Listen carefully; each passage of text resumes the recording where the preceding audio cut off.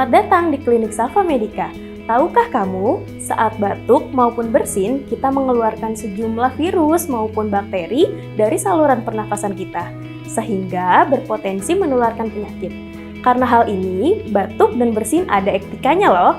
Yang pertama, sebelum batuk dan bersin, segera ambil tisu untuk menutup hidung dan mulut. Jika tisu tidak tersedia, kita bisa menggunakan lengan bagian dalam seperti ini.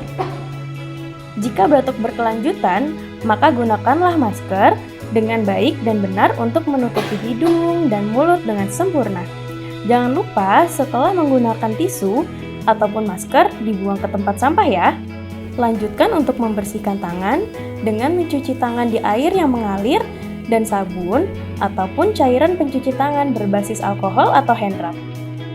Jadi sekarang kita sudah tahu ya, kalau batuk itu ada etikanya.